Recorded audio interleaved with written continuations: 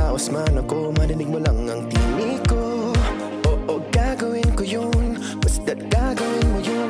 Magandang